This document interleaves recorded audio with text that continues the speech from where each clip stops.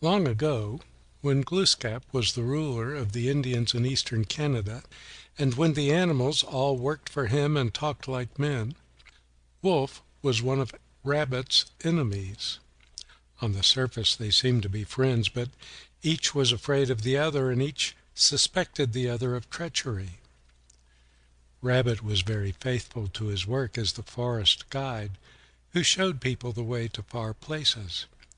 But he was also a great trickster, and he delighted in playing pranks on everyone he met.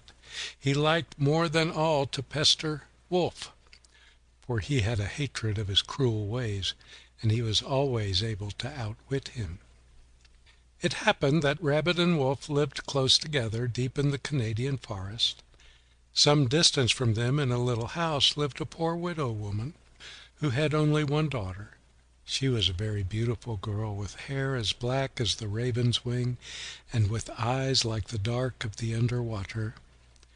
Rabbit and Wolf each fell in love with her, and each in his own way sought her as his wife. Rabbit tried hard to win her love.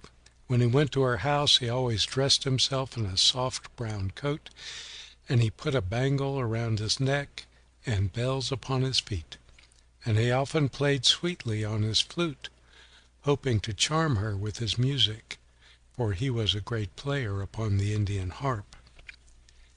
And he tried to grow a mustache to hide his split lip, but he had little success, for his whiskers would not grow thick, and he has that thin, scraggy mustache of a few hairs to this day. But no matter what Rabbit did to adorn himself, the girl gave him cold looks, and old Wolf seemed to be deeper in her favor, for she liked his willowy form and his sleek and bashful ways, and poor Rabbit was sore distressed. One day in the springtime, Rabbit came upon the girl and her mother gathering May flowers among the moss. He crept close to listen to their talk. He heard the mother say, "I have no stomach for little Rabbit, but Wolf pleases me well. You must marry Wolf. They tell me he is a great hunter, and if you marry him we shall never want for food." When Rabbit heard this, he was very sad. He determined that on no account should Wolf marry the widow's daughter, and that he must use all his power to prevent it. That night he went alone to the girl's house. He spoke sneeringly of Wolf, saying with a bitter frown, "Wolf is no hunter. He never catches any game, because he is lazy and has no brains. I always have to feed him to keep him from starving. He's but a beast of burden. I always ride upon his back when I go to a far country, for he is good for nothing else." The girl's mother wondered greatly, and she was very startled by this news, for she did not want her daughter to marry a good-for-nothing. But she was not sure that Rabbit spoke the truth, for she had heard that sometimes he told great lies. So she said, "If you will ride Wolf over here, I will believe you, and he shall not marry my daughter, and you shall marry her yourself." And Rabbit went home well pleased and sure of a happy ending to his trick. The next day Rabbit purposely met Wolf in the forest, and he said, "Let us go together to see the widow's daughter," and Wolf was glad to go. They had not gone far when Rabbit began to cry. Then he lay down on the ground and rolled and moaned and rubbed his belly as if in great distress. "I have a sharp pain in my belly," he sobbed. "I cannot walk any further. If I walk I shall surely die, and I cannot go on unless you carry me on your back."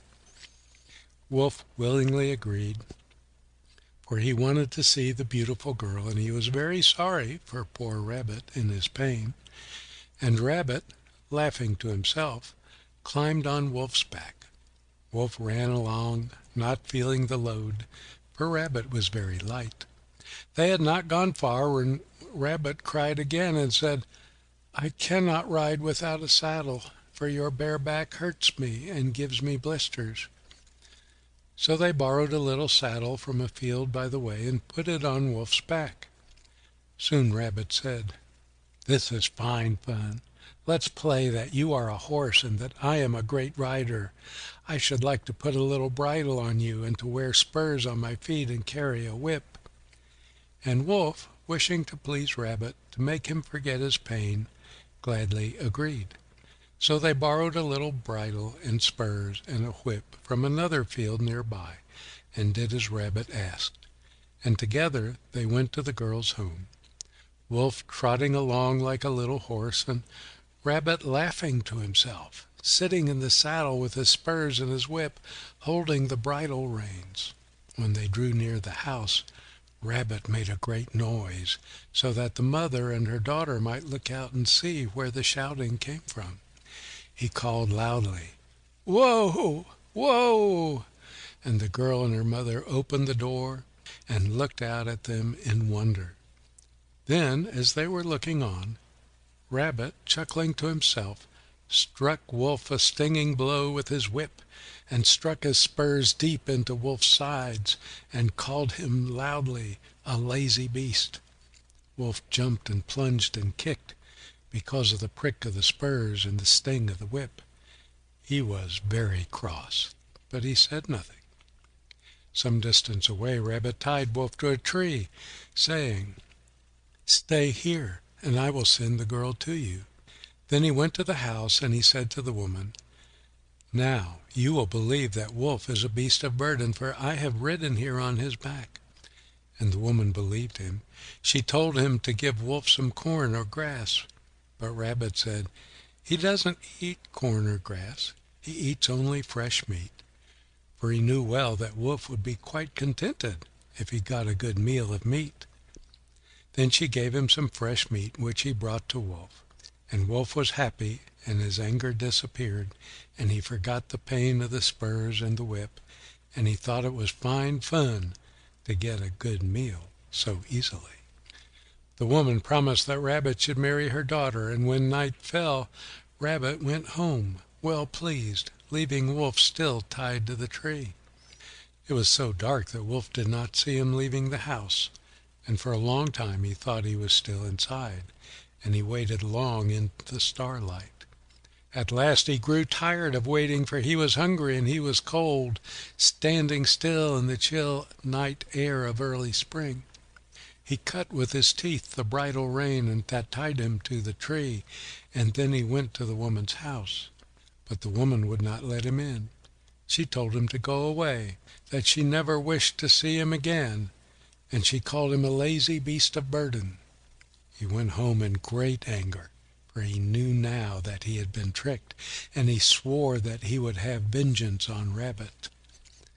The next day Rabbit learned from the woman that she had spurned Wolf from her door, and he knew that Wolf realized he had been deceived. He was somewhat frightened, for he dreaded Wolf's vengeance, and for several days he hid among the trees. Then hunger drove him out, and he went to look for food. One evening he entered a garden in search of cabbage, and he was busy robbing it when the people who owned the garden spied him, and they said, "Here is the thief who has been stealing our vegetables. We will catch him and teach him a lesson." Before Rabbit knew it, they were upon him, for he was eating heartily. He was so hungry. And they caught him and bound him fast to a tree, and went to get scalding water to pour upon his back to teach him not to rob their garden again. But while they were away, Wolf came along. He too was very hungry, for he had eaten no meal for many days. But he was glad when he saw Rabbit, for now he thought he would have his revenge. Rabbit saw him at a distance, and he resolved to try another trick on him, and to hail him as if he thought he was still his friend. And he cried out to him, "Help me, Wolf, help me! The people here asked me to eat a nice little lamb, and when I refused to do it, they tied me up to this tree, and they have gone to bring the lamb to me."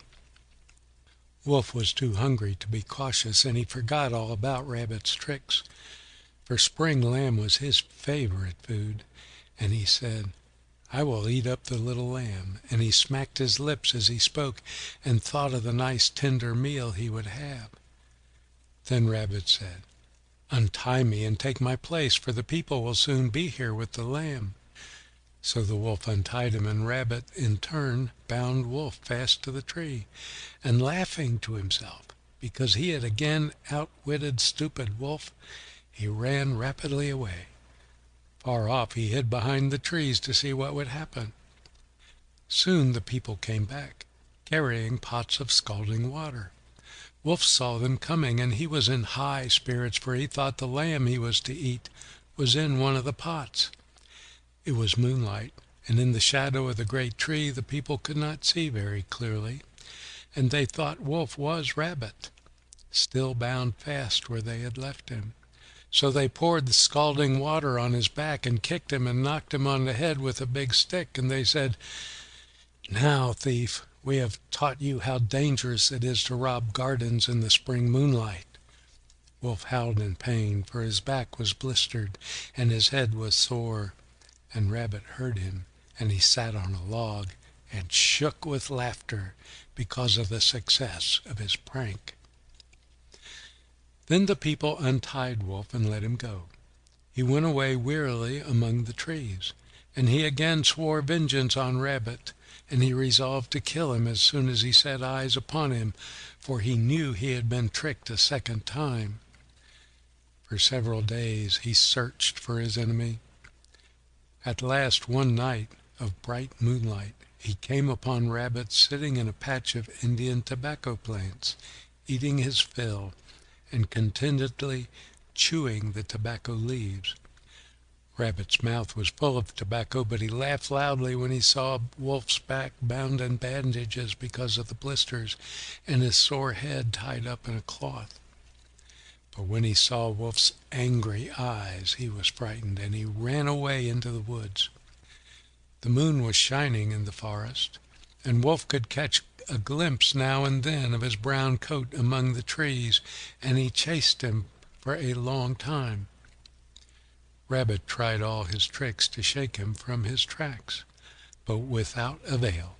At last, when Rabbit was almost worn out, he took refuge in a hollow tree, into which he slipped through a small hole where Wolf could not follow him.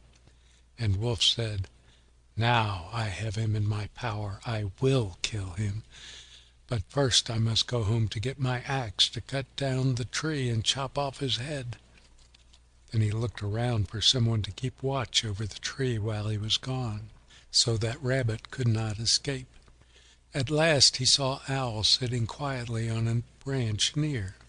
He called to him and said, "Watch by this hole until I get back, and do not let Rabbit get away."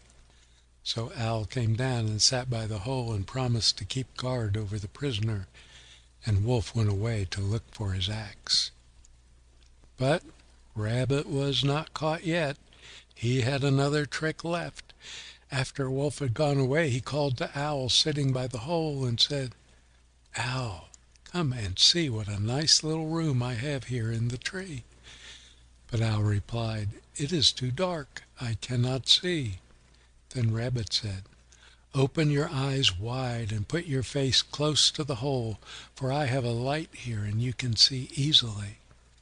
Owl did as he was told, for he was a curious fellow.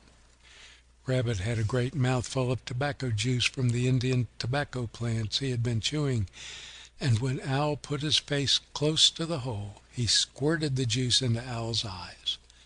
Owl screamed loudly, for his eyes were smarting, and he was blinded by the juice. He ran around the tree and stamped and shrieked and rubbed his eyes, trying to relieve them of their pain. And while he was about it, Rabbit slipped out of the hole and ran away, and Owl did not know he was gone. Soon Wolf came back, carrying his big sharp axe, and he said, "Now I shall kill him at last." And Owl was afraid to tell him about his sore eyes. They were still wide open, and he could not close them. At once Wolf chopped down the hollow tree. Then he split it open from end to end, but there was no sign of Rabbit. Wolf then thought Owl had tricked him, and that he had helped Rabbit to escape, but Owl said he had not. He sat with his eyes wide open, staring stupidly and moaning and making strange noises because of his pain.